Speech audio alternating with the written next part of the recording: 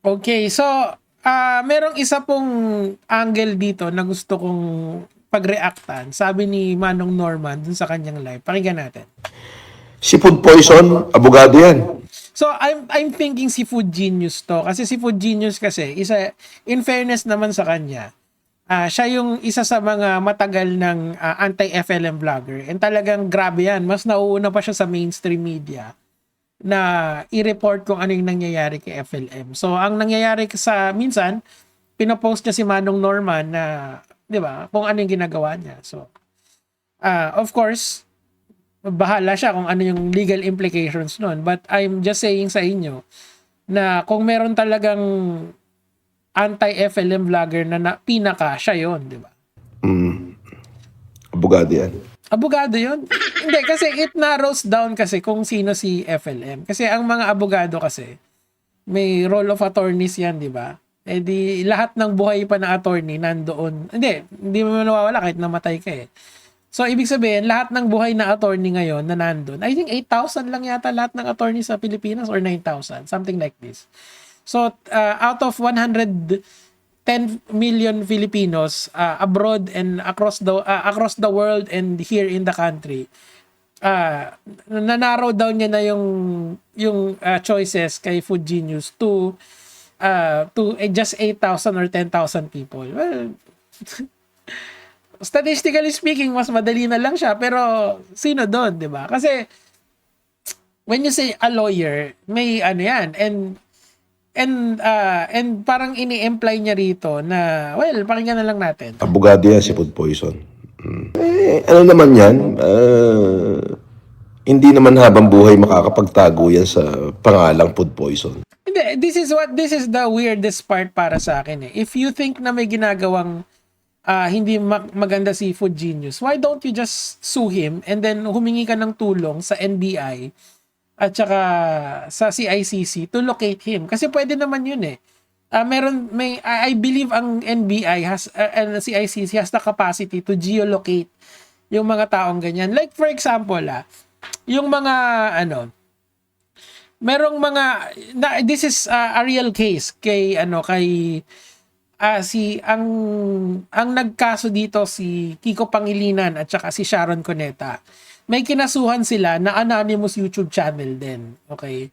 So, yung humingi sila ng tulong sa NBI noon and sa basta sa kapulisan sila lumapit. Pero ang ending noon kasi pag magkakaso ka kasi pwede kasing John Doe yun eh. Pero para mas madali or mas mabilis yung proseso is that kailangan mo ng pagkakaalinlan ng tao, di ba? Kailangan alam mo yung address para makasagot sa'yo. Kailangan alam mo yung pangalan. So, ang ginawa nila, humingi sila ng information sa through the PNP sa social media platforms. Kasi ang PNP kasi at saka ang CICC, meron silang direct line sa mga social media platforms, especially in lawful service. Actually, pagka tinignan mo, yung merong specific part ng Facebook na if you are a law enforcement agent, meron silang parang login doon para sa kanila. Login or email, something like this.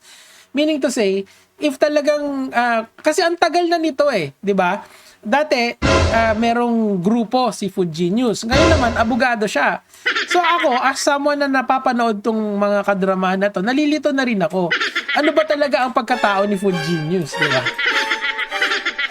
Kasi ang nangyayari kasi ngayon, nakita ko lang din kasi, ang daming pages na related sa Food Genius. Pero hindi mo naman pwedeng sabihin na lahat yon ay si Food Genius. Halimbawa, sa akin, example ko yung sarili ko pag tinype mo Nico David sa Facebook, ang daming lalabas na quote card ko. Pero, hindi naman sa akin yung mga pages na yon. Pero, kino-quote nila ako, di ba?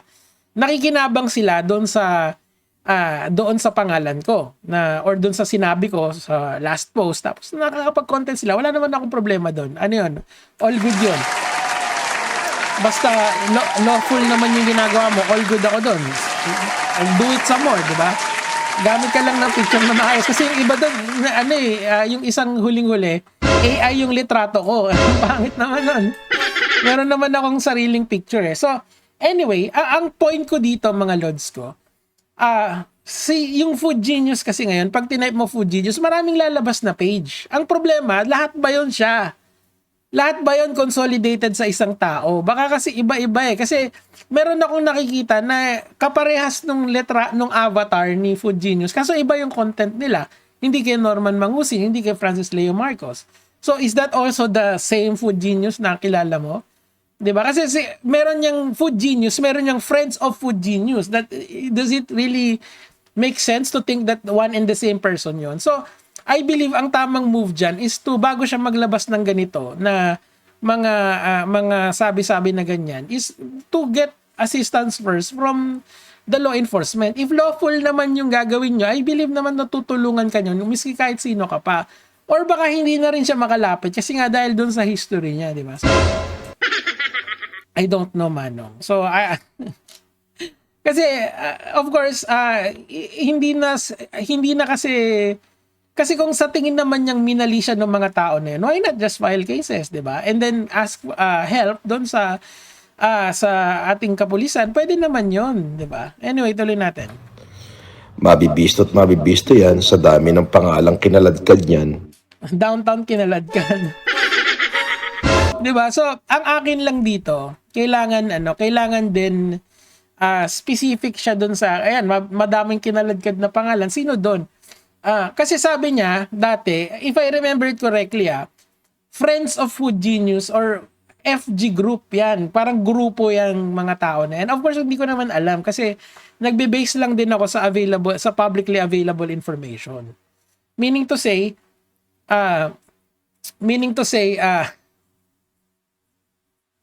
pwedeng ibang tao to, 'di ba? Yung pwedeng ibang tao, hindi specific eh. Ngayon naging abogado na. Dati grupo, ngayon abogado naman. So kailangan sigurong alamin muna talaga ni Manong yung pagkakakilanlan nito eh. Naalala ko dati, nagkaso siya doon nung nasa isang subdivision pa siya. Nagkaso siya doon doon sa grupo ni Food Genius, tama, 'di ba? Yung may scope na ganon. So, what happened to that? Hindi ba dapat doon pa lang kilala mo na siya? Kasi parang may nag-check doon. Wild lang talaga. Kung ano yung nangyayari sa kanya. I mean, I don't wanna wish anyone a bad life, meaning to say siya or si Food Genius or any other pro FLM or anti FLM vloggers. But I just yung peace of mind kasi he really needs to get one na sa ganitong mga bagay. Like for example, eto, paano kung hindi pala abogado si Food Genius? Eh di, ano na naman yan? Alam mo yon, may sasabihin na naman sa'yo yung mga anti-FLM vloggers, di ba? Anyway, tuloy natin. Eventually, may magwi-witness dyan na siya yan. So, this is the weird part kasi etong sinabi niya, may magwi-witness siya sa kanya yan. Meaning to say, alam niya na abogado si Food Genius, pero hindi siya sigurado kung etong tao na to ay kailangan pang may mag-witness. Okay? So, merong kailangan, umabot pa siya sa trial bago malaman, kasi ganun yun, or may mag-complain, tapos sa affidavit ng complainant, sasabihin niya na ito yung pagkakakilanlan ni Food Genius, isang abogado na siya yung may control over doon sa Friends of Food Genius na pages. Kasi, meron na kasing mas pinadali na kasi ng Supreme Court yung pag-determine kung sino may-ari ng isang social media account. If I'm not mistaken, if I'm not summarizing this incorrectly, ang sinasabi ngayon ng Supreme Court, basta may access ka, basta ikaw yung nagpo-post, basta ikaw yung nag-chat, basta ikaw yung nagpa-publish gamit yon, sa'yo yon. So, yung controlling aspect nun, yung dapat mong patunayan. Now, the witness na sinasabi niya has to verify na talagang si Food Genius yung nagpo-post.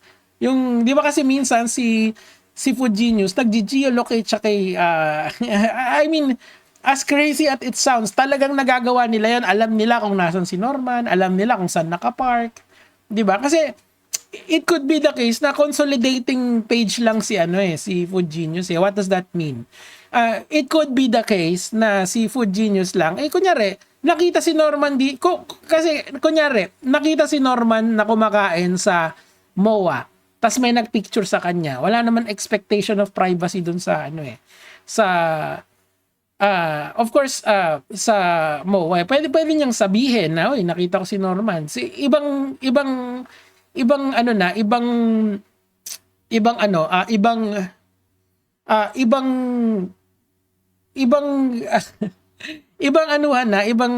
rason na kung bakit kung ipopost mo yung picture, pero pwede niyang sabihin na nakita ko si Norman, nasa siya, sa MOA, nakita naman talaga di ba? I'm just saying sa inyo na ibig lang sabihin, kasi sikat si Manong Norman, di ba? Sikat na sikat siya. Pag nakita mo siya sa Baguio, madidetermine mo siya, tapos pwede mo namang i-message yung page ni Food Genius na, nandito sa Baguio si Manong Norman. Does that make Food Genius a lawyer because of that? Di ba? So, I'm just saying sa inyo, mga lords ko, na this is a very complicated legal matter now.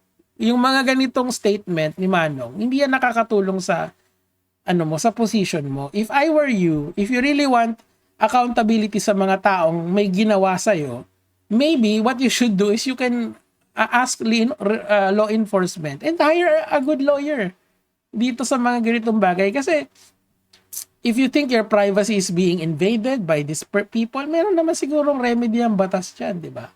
But ayan, mga ganyan, tinan nyo.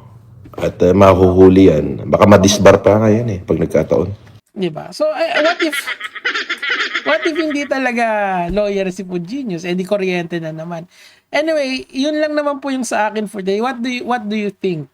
Kasi ako, palagay ko kasi si Food Genius is more of a more of someone na sumunod kay FLM since the beginning. Tapos naging consolidating page na lang siya. Meaning to say, kunyari, nakita si FLM sa Baguio.